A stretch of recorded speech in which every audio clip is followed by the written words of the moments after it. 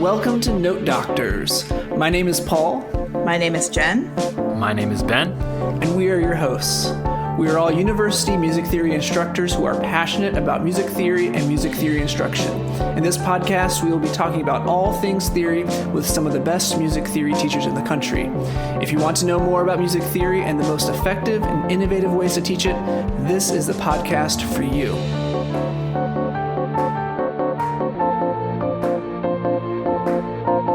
Hello and welcome back to Note Doctors. Thank you so much for joining us for another episode of Theory Pedagogy Talk. And our guest for our 30th episode now is none other than Dr. Rebecca Jemian. So Ben, tell us a little bit about Dr. Jemian. Sure. Rebecca Jemian is a faculty member at the University of Louisville School of Music. Her pedagogical activities include being a co-editor of the Journal of Music Theory Pedagogy. She and her dog Dexter are a therapy team that visits facilities in the Louisville area. I think the best part was getting to cross the gap of high school and college to have a better understanding of what our incoming college students might know. And I've learned so much from the high school AP teachers. For the most part, AP music theory teachers don't teach music theory as a regular job. And that's really unlike AP English or AP Math or many of the other AP subjects. But these AP music theory teachers are band directors, they're choir directors, they're orchestra directors who add this course into their already full load. So hearing how they help students develop hearing eyes and seeing ears is just amazing. So today our very special guest is Rebecca Jemian. We're so happy to have you on the podcast, and kind of feel like we're in a little bit of rarefied air because we are getting to speak with a former AP Music Theory Chief Reader. So should we call you Chief? Do we call you Madam Chief? What do you prefer there? Oh, that is too funny. So you could call me Grand Poobah, and I'd be okay with that. or Rebecca. All right. So Grand Poobah Rebecca, tell us a little bit about kind of, we always like to ask our guests a little bit about their background and kind of how you got into music theory and how you found yourself, at your place where you're at now. Oh, thanks. So when I was a kid, I had played bassoon, and I went to college for bassoon and got a degree, an undergraduate performance degree from Peabody. But along the way, I found myself curious about broader musical aspects, and I had always enjoyed helping my friends with our theory classes.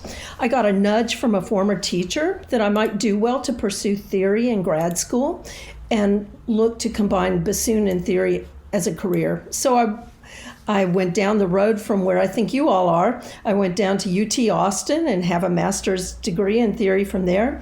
And then I still was riding the fence or walking the fence as a bassoonist and theorist.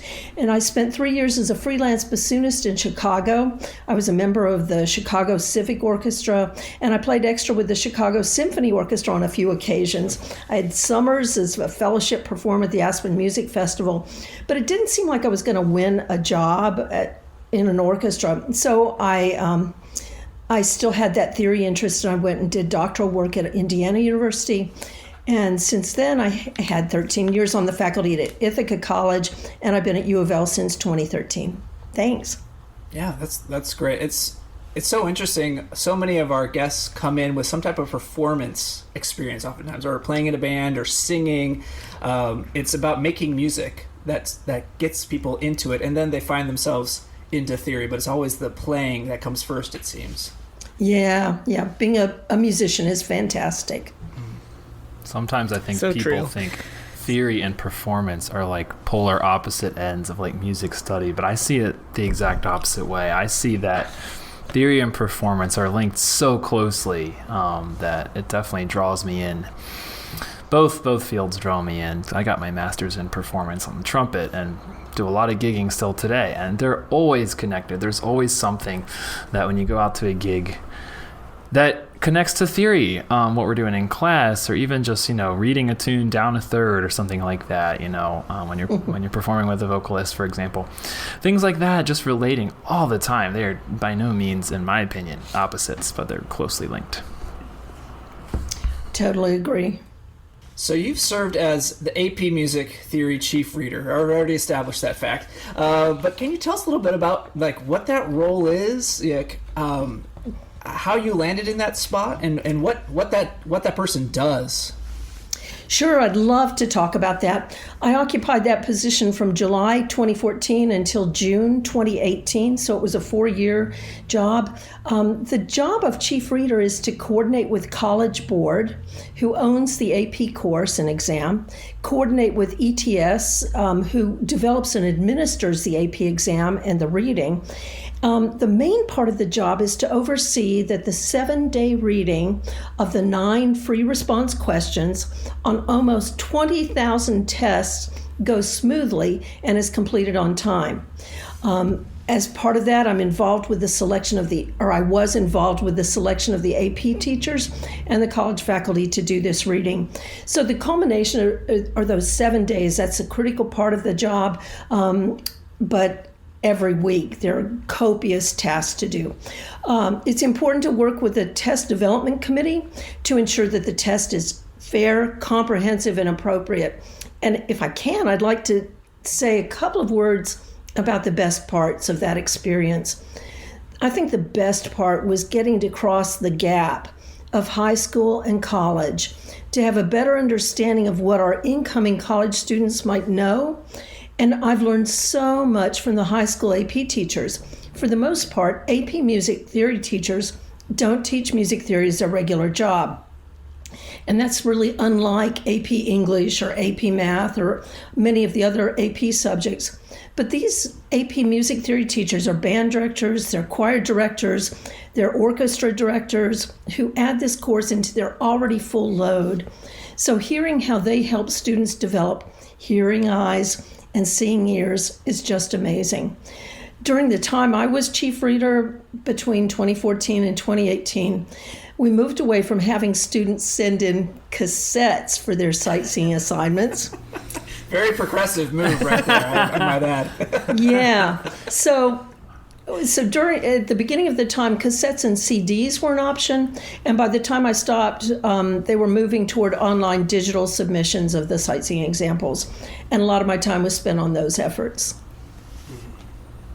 That's really great. I've graded the exam a couple of times, and I have found it really exactly what you said. I've learned so much from the colleagues that are teaching high school in that environment. Have had so much fun going out to dinner with them and hearing about their teaching techniques and their students and things like that. And I've graded a number of parts of the exam. While I've done melodic dictation, harmonic dictation, sight singing, and then, of course, everybody's favorite, like the melody harmonization, the big, final question on there. FR7, I think it is, the big FR7 question. So I've done all those. It's by no means an easy exam. A student who gets a 5 on that exam has demonstrated a lot of knowledge. And I think the sight singing was especially fun. You feel like you get to meet the students because you're hearing their actual voice. You're hearing their actual, the sound of them, or sometimes not if they just are like, I can't do this. And then it's silent for 2 minutes or however long.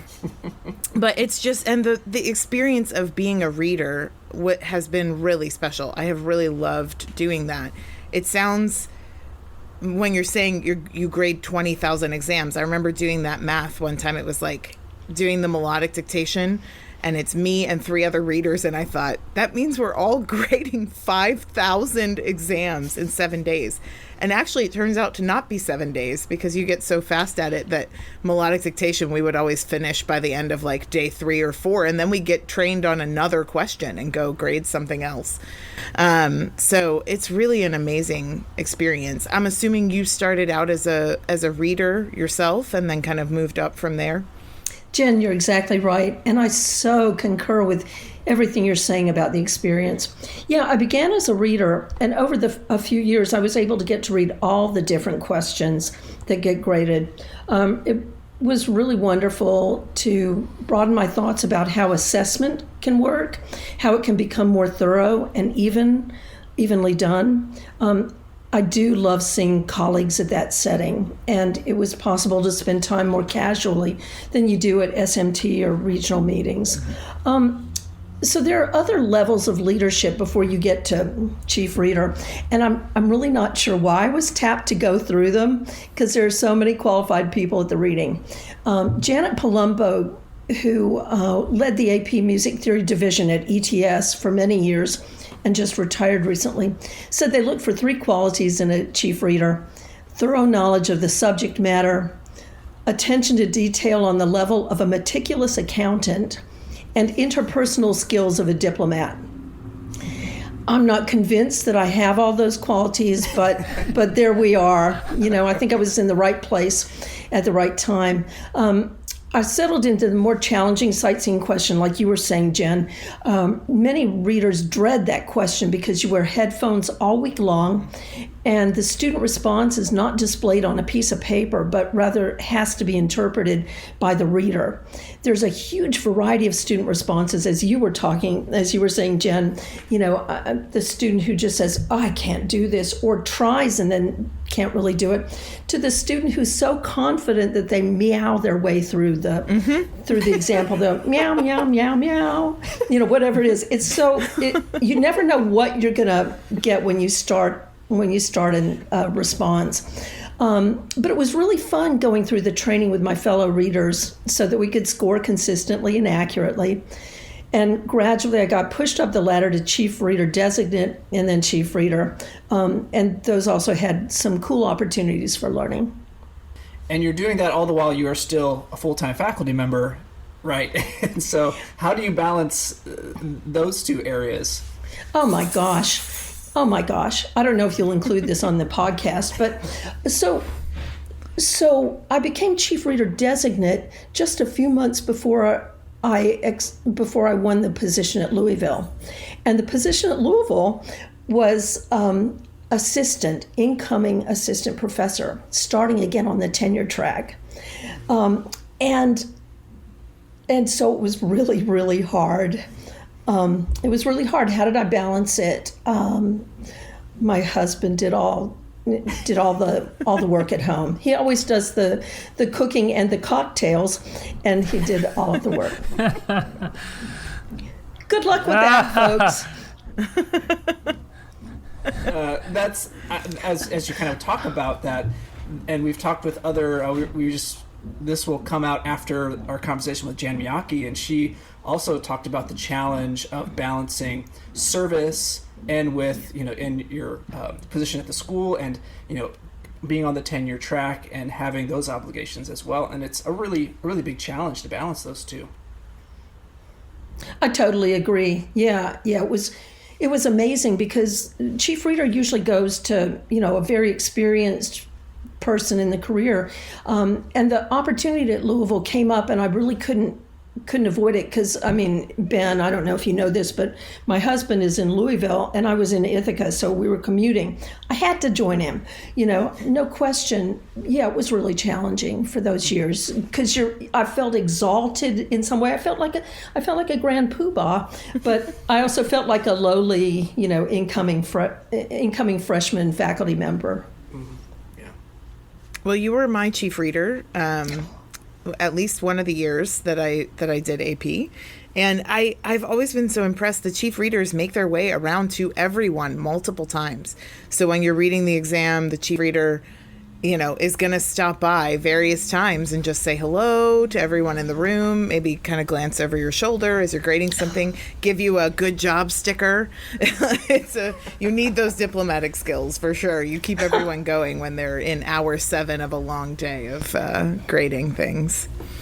Oh, Jen, you were a great reader when I was there. I remember that. And it's so fun to get to know all the readers. That's one of the treats of that position. Yeah. It really is. It's very fun.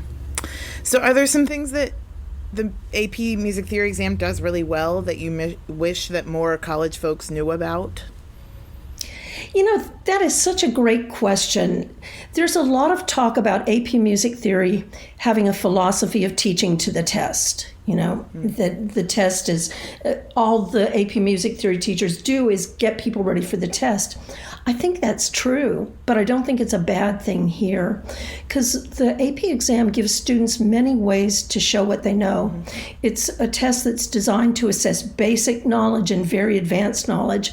And one thing I love about it that I don't think enough people realize is that it places more weight on oral skills than on non-oral skills. So that's fantastic. But as one focused answer to your question, I'd love to see college instruction use more sets of questions about a particular excerpt. A lot of our college courses focus most of the attention on harmonic topics, and we lose sight about the totality of the musical experience.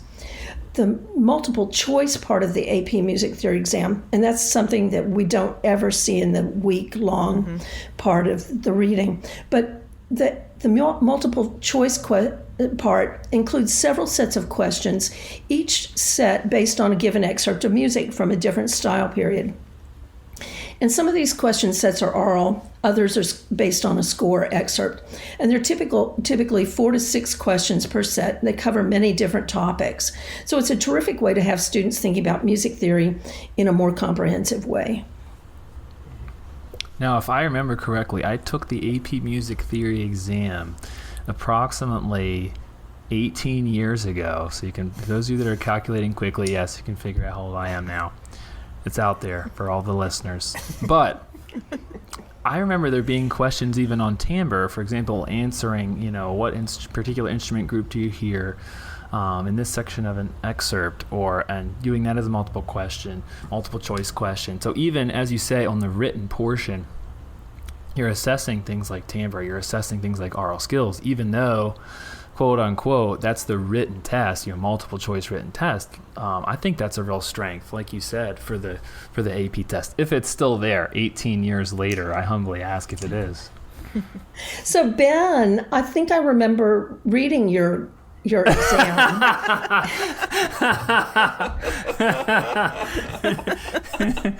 I remember you were, the calligraphy was impeccable. No, I'm kidding. You got the wrong guy if that was true. So I do want to make sure to say that the exams are always read anonymously unless somebody has a way to know the code. We never see names, so that was a joke. But the exam is still the same thing. And I think I would like to clarify that multiple choice wasn't entirely written, because there are all portions of that. Yep. Yeah. Exactly. So we have a number of listeners who teach AP Theory. We've had Akira Sato on, who teaches AP Theory down here in the DFW. One of I think the few folks who teach exclusively AP Theory at the high school level, at least. And so, what would you say to the listeners who are teaching AP Theory, maybe as advice or encouragement, particularly maybe in light of the fact that might not be their only thing? You mentioned that many of them are choir directors, band directors, orchestra directors, and so they're balancing these different things. What type of kind of advice or kind of things you'd say to those folks? Oh, Paul, thanks for asking me about that. And Akira is just amazing. I'm afraid to mention one name when I wouldn't mention everybody who's also amazing, but Akira does occupy a very special place in AP Music Theory, along with his colleague at another of the Plano schools, Brandon Pedigo. They're just terrific. So my message to AP teachers would be that I have so much respect for all of you. You do amazing jobs. I love that you're preparing our music students, and you're also preparing all those non-music students who are going to profit forever from knowing about music theory. My last message to you wonderful AP Music Theory teachers is to encourage you to participate in the reading. It's a profound way to develop professionally, not only as a teacher of AP Music Theory, but of understanding music more thoroughly. Those are my messages. Yeah. And how does one go about being a reader? I mean, Jenn gave a pretty raving review about it. I mean, kind of sounds fun, hanging out with theorists for 7 days in the city, and you get meals afterwards after grading for 8 hours a day. So how does one if someone is interested in doing that, whether they're an AP theory teacher or they teach at the college level as well? Gosh, I didn't review what the website is, but if you get on an internet search engine, you can just type in how to become an AP reader, and it'll take you to the website so you can find that. Yeah. I know the last couple of years that they've been actually virtual because of COVID, of course. Is there a hope or a plan to go back to face-to-face grading? Or are we now in the land of Zoom forever, perhaps? That's a great question, and I'm not in the know like I was, but I did participate in the online reading this past summer, and the word was that they're planning to always incorporate some aspect of online, but they're planning that music will be back in person. I don't know if it'll be entirely in person, but because again, I'm not in the know anymore, but I think they value that music really benefits from being in person. Yeah, I think that's true. That's one of the big advantages to doing it is that. You do get paid as well, so if you're out there wondering, do you just go do this for funsies? You do get paid, and if you go face-to-face, they also pay for your hotel, your travel, your meals. They even give you one meal where they reimburse you, and you can go out to eat wherever you want. I think they reimburse you up to $25 or something. So it's great. It's a really fun. I mean, it sounds funny to say I was grading for 7 days and I had so much fun, but it's really true. It's really true. And it's really a commitment of more like 9 days because you travel in before you start to read and then you travel out the day after you finish. And you do a musical on the last night. It's a blast. Each question does their own musical number. It's a lot of fun. Oh man, I gotta see some of those. Oh, they're hilarious. So Jen, do you remember yours? What was yours, Jen? Oh, there have been several. We did something from Hamilton my last year. Our number, it's always like jokes about things that were problems on the test that year. So maybe there was a particular question where the students all, wrote 364 or something, something that we would tell them never ever to do. 3 should not be inverted, right? And so then the whole song will be about not another 364. I mean, you have to be a theory nerd to love it, but it's really great. It's a lot of fun. Oh, that's great. You're speaking the truth, Jen. You're telling it like it is. Yeah, it's really fun. It's really nerdy. Super nerdy. So nerdy, but it's very fun. Yeah, it's really good. Nerdy in the best of ways. Well, I have not been an AP reader, so one question that I have is, for those of us out there teaching college theory, what should we know about the AP test? Since we don't have a lot of experience with the AP exam, I haven't graded it, I don't really know, besides 18 years ago, myself taking it. That's the last reference I have for the AP music theory exam. What should we know going forward in our core teaching about the exam? Ben, that's a great question too. The first two thoughts that come to mind are, one, learn more about the exam. Although, I realize that there's a generation of theory professors who took the exam, so you're one of many. But I'd say learn more about the exam, and there's a lot more to it than just those 9 FR questions that college professors get to grade in the summers. That multiple choice section is really robust, and the other was my other bit of advice is consider becoming a reader. And that's my main advice. My third bit of advice or word on this is that there's so much changing in our music theory world, and note doctors are getting to that. You're really trying to uncover and present that, so that's really important. And the AP music theory test is solid. It's been tested. It's a good product, but it does have a lot of emphasis on 18th century writing. And I wonder if over, I don't know how quickly they'll change things, but I wonder if that'll be a place for change.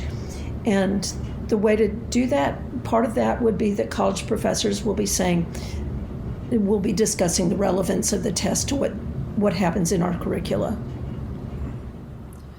I wonder, like, if you could think of maybe the thing that test or AP theory, the class does the best of kind of any of the topics it teaches or any of the skills perhaps that it develops, and maybe you could give one change that you would make if you were really the grand Pumbaa of it all and could change, one thing about the AP course or the exam. What would that be? So what do you think it does the very best, and what is one thing that you would change?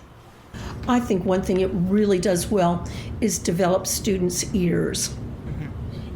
There's so much focus on hearing and oral skills, so sight singing and hearing. I think that's just terrific, and it's also, it reaches beyond harmony, which I think is terrific. If I could change one thing about it, I might suggest that they put more emphasis right now on chord symbols. Start doing a little bit more with chord symbols. But there I am back talking about harmony. It's hard to go back to think. We my pedagogy, I have a graduate pedagogy class I teach in the fall, and we were talking about textbooks. And so I brought in all these textbooks I had in my office, and it's just funny to look at all the titles, be like, oh, this one's just called Harmony. And this one is also tonal harmony, and of course it's very important to music, but just by virtue of the titles, you see how kind of important it is and how hard it is to kind of think outside of the box, beyond just the kind of the harmonic framework or how harmony works in music.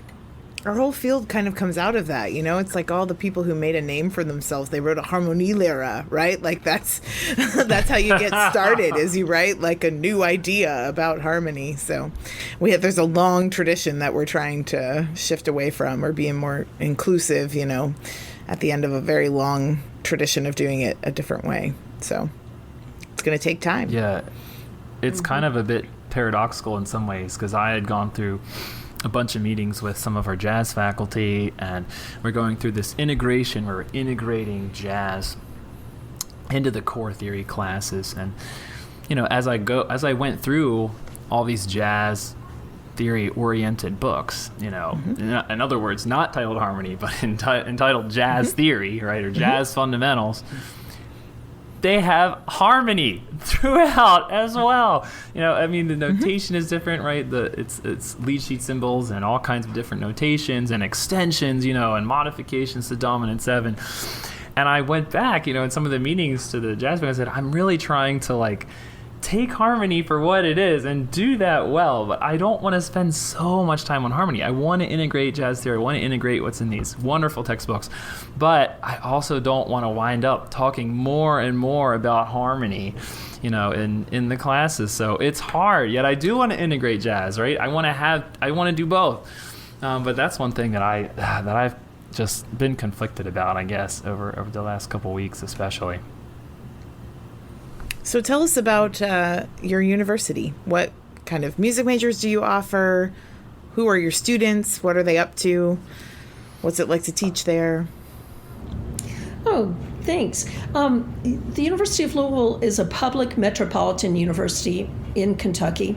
And one of our distinctions is that we're recognized as one of the few institutions to have both a Carnegie Research designation as well as another designation for Carnegie Community Engagement. The School of Music is one of the smaller units here, but I heard our provost just this week describe it as one of the jewels because of our internationally recognized choir, our commitment to new music, and our community outreach.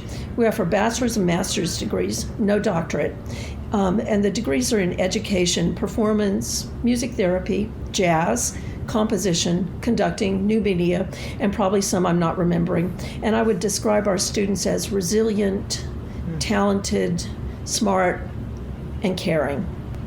Sounds like a good crowd. It does. Aren't we all so lucky to be with good crowds? Yeah. Very much so. Very much so. So what's something that you've been doing in your curriculum this year that might be new? I guess we could also ask the question of, are you face-to-face? Have you been virtual? We're all kind of in these very different modalities. And I wonder how that has been maybe the past 2 years, I guess now we're going on. We are, aren't we? Yeah. So I'm going to answer your question in two parts. So the new thing I've been doing in my curriculum this year is that I'm asking my sophomores to answer a weekly journal prompt. Our theory curriculum, our core curriculum is blended, so we see the students 5 hours a week over 4 days. It's a lot of time together. So I'm doing a weekly journal prompt, and sometimes it's a content-related question. It gives them a chance to summarize what's going on with theory. They can also synthesize their experience. Today's prompt is for each student to describe their own student-oriented superpower and tell how that superpower relates to sophomore theory. I'm hoping they'll have fun with it, a little bit of fun. We've just finished midterms like everybody else has, and I think they're a little low in spirit right now, and I'm hoping to boost them up a bit. But your other question about online and what we've done is that last year, the academic year 2021, we taught all core theory courses online. They were synchronous, but all online. And it was a challenge to keep students involved. We didn't all require that they would leave their cameras on, so there were a lot of times, you wouldn't see people at all. And we lost things like student buy-in to sight singing, and that's a hard thing to get buy-in on anyway. So there we were losing it.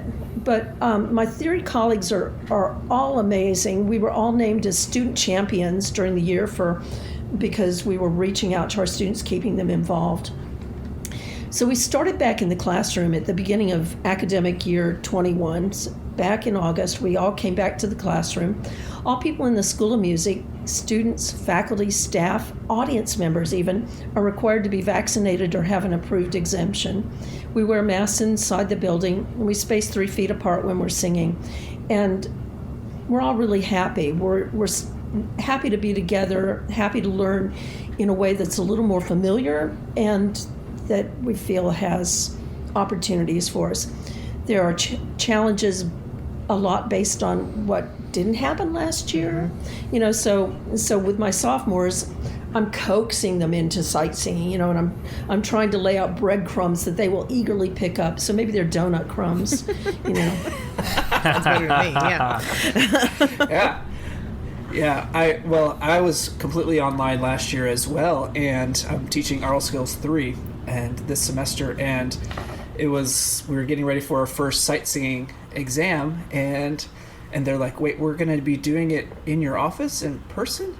And I'd realized they had never done a dictation exam or a sight singing exam in person because they had spent their entire freshman year online. And so, being able to having to sit in a room with everyone else and listen and singing in front, face to face was just this new experience. And I was kind of thrown off by that because I was like, wow, you folks have really missed almost like a really integral part of music training is that face to face experience. And I'm like, wow, that's surprising. For sure. And that's hard to jump in. Like Oral 3, that's your first time singing a sight singing you're doing chromatic stuff and all sorts of things like that, and that's your first time with your teacher right there in the room. That would be hard.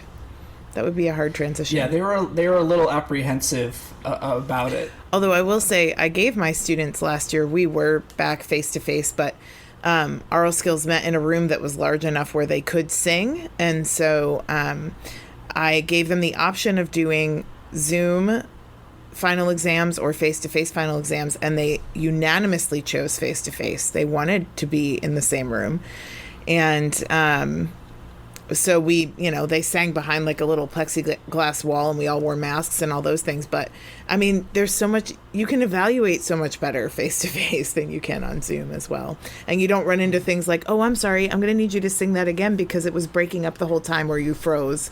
You don't run into those issues. So I think that could have impacted their choice to be face-to-face as well. Mm-hmm. Yeah. And I love that prompt. I love that. What's your superhero? Yeah. That's your superhero quality. yeah. Because it's, I love that. You know, I've been hearing so many people talk about their superpowers in other contexts, and it just kind of dawned on me that it could work. Yeah. Are there some other prompts you can think of that you've given them across the semester? Like, what kinds of things do you ask for them to reflect on in the journal entries?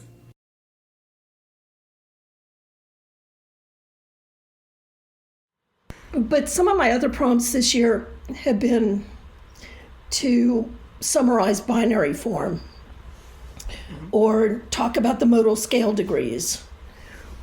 And every few weeks I want them to to reflect on what they're doing and how they're doing in class. So I'll ask them to assess where their strengths are, where their weaknesses are, and to state what they plan to do to improve. I love that so much because in theory and oral skills, it's just one mountain range to cover after another, right? And so it's this constant climb, and it's so often just easy just to forget about the self-assessment or checking in where the student's at, because it's just like, all right, let's get your backpack on. We're going over this mountain now. It's never like, well, how was that? You know, where did you struggle? And can you talk a little bit more about that, kind of having your students self-assess? Because I think that's something that is really valuable, but we oftentimes forget about it or don't leave time in the classroom to do that. You know, I haven't made a study of the best practices of self-assessment. I'm pretty much just inviting them to do it on their own. So I think some look more deeply than others do, and it would be good if I would come up with better strategies for it, I'm sure.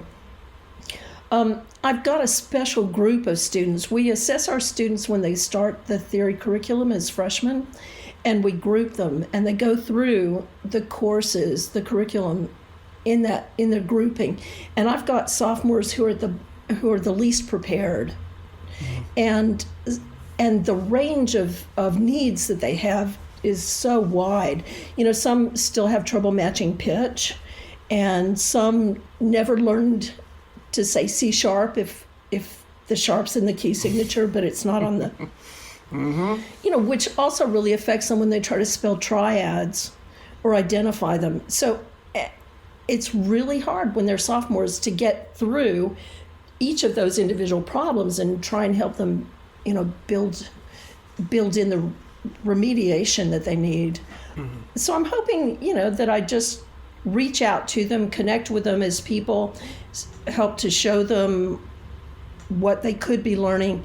Yeah, I think it's changing that narrative and allowing them to see that they have potential, and it's not shaming them. Obviously, we have standards, and they have to be able to meet those standards, but inviting them into it rather than kind of just making them feel bad about it, because they already do. And oftentimes with those students, as you mentioned, they're at the bottom. I mean, they know they're at the bottom. They Right. can see their peers having a lot easier time, so they don't need to be told that, you know, you're really poor at this. They already know that by just viewing, you know, their peers. And so finding ways to encourage them and bring them up and to show them, hey, you know, I have so many students that I've had that were in your same shoes but are now successful musicians or successful teachers, music therapists, what have you. And just because you're struggling at this thing, that does not determine your future success. I like too that it reminds them of their responsibility in it. What are you going to do to improve in this area? Because sometimes one of the hardest transitions for students coming out of high school is a feeling of like, it's my teacher's job for me to do well, instead of like, it's my job for me to do well. And, you know, my teacher's here to facilitate and to help and to encourage and, you know, all of those things. But if I don't do my part of it, if I don't take kind of ownership of my own learning, I'm not going to get where I could get otherwise. So I love that element of self-assessment. I think that's important.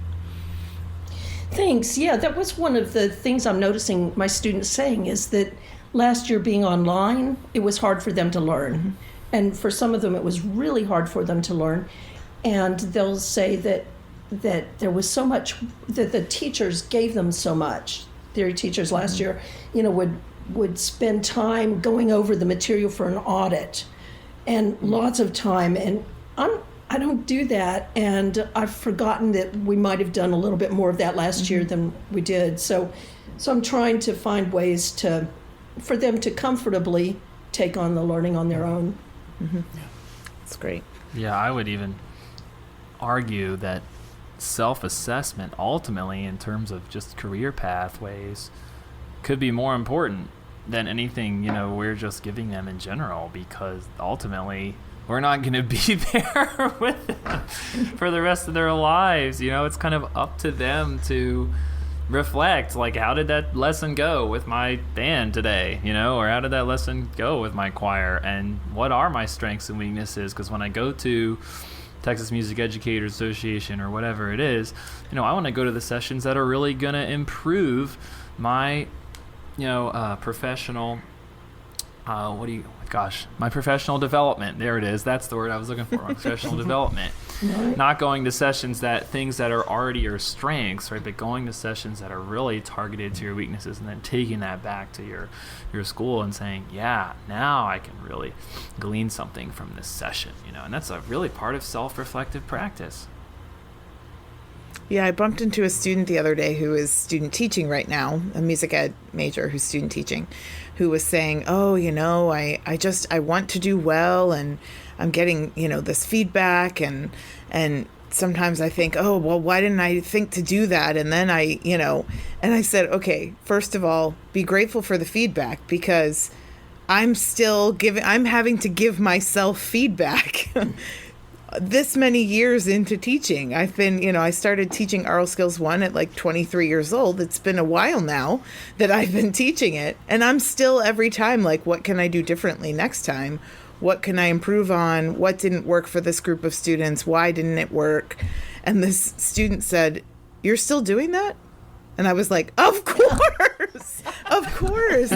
You're always going to be, improving and working on it. It's a skill that you improve across a whole lifetime of being a teacher. It's not something that you get right during student teaching and then it's like locked down for life, So, and he's like, okay, well, that helps me. And I'm like, well, good. I hope so, Wow. Well, this has been super fun to chat with you, Rebecca, and to kind of get a little kind of behind the curtain view of kind of AP theory and how that kind of works, and just the wonderful instruction and service that provides students at that high school level, and then preparing them to be successful in college music, or at the very minimum create more educated audience members, right? And that's absolutely. It doesn't matter if they go to study music. We want people that are paying tickets to go see concerts and things like that, and having their kids in ensembles and stuff like that. So building that love of music. So we thought we'd wrap up with some rapid fire questions. All right, so these are just kind of off the cuff questions that we come up with. We don't even know what we're going to ask each. We don't discuss this. So I actually have two. We're usually only allowed one. The first one is non-musical. It is, what is your husband's best cocktail? And while you're thinking about it, I'll preface this is that her husband is great on Facebook, and he posts almost daily, maybe every other day, the cocktail of the day, or like that cocktail hour, and so there's always 2 glasses for him and Rebecca, and then usually their adorable dog Dexter is like looking up sadly, but he's got the glasses on there. They're empty. What happened? That's the shot. If we had video, you would be able to see it. So what's Mark's very best cocktail that he makes? All of his cocktails are wonderful. Oh, there's Dexter.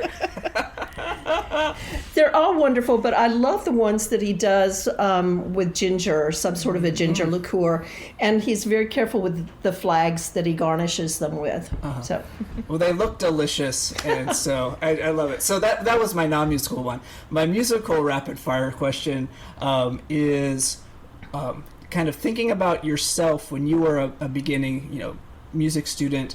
What would have been one area of the AP theory exam or content that you would have struggled with the most? harmonic listening. Yeah, hearing. Occasionally there will be a question, they'll play an excerpt from a beginning of a string quartet or something, and they'll give 5 different chord progressions, and it'll be like, oh, what is that? Just to hear that. I think that'd be it. All right, Jen or Ben? Do you want to go? Either way, my rapid fire today was going to be, what's your favorite way to begin class? Great question. After saying hello, welcome, I'm glad you're here, I often do something where, with my sophomores, I'm playing a pitch pattern and having them sing it back on law and then solfege, just to get the mind going.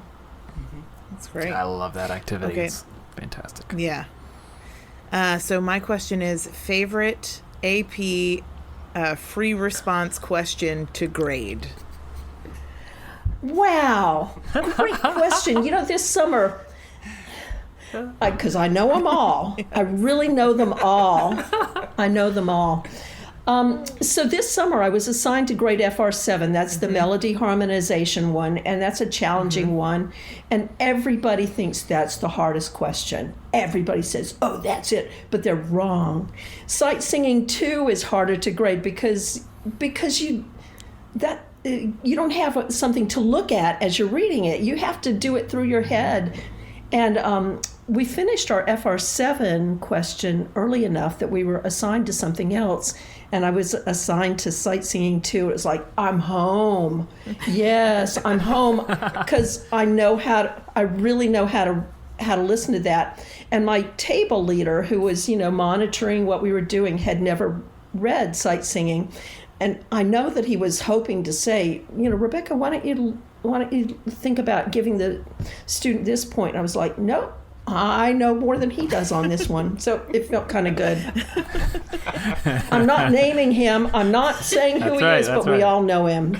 Right. That is a part of the process. Your table leader will tell you if you have done something. Like, they back read you, so they're looking over your exams to make sure that you have done it correctly. And if they see something that you're doing consistently wrong, they'll come have a chat with you about it. And the reason for that is that we want students to get every point to which they're entitled. We want to do candidate-oriented scoring and show them how much they've learned. Yeah. That's great. So as we wrap up, maybe just let us know and let the listeners know kind of where they can find you online, or where you're at, and also kind of what projects you have going on right now. I mean, you're not you don't have all the obligations with AP Music Theory, so maybe you're able to put those efforts into something different. Oh, they can find me at the University of Louisville, so that's the best place to reach me. And I'm joyfully co-editing the Journal of Music Theory Pedagogy with David Thurmeyer of the University of Missouri, Kansas City, and having a great time learning more about how we can expand our curricula, the topics we're teaching, the ways we're thinking about music theory, decentering what we've been doing, and looking for ways to be more equitable and inclusive. So that's our show. Thank you so much for listening to Note Doctors, the Music Theory and Pedagogy podcast. We will be back with more interviews with professors and teachers who will be dropping all sorts of theory knowledge for your education, edification, and enjoyment. So until then, bye-bye.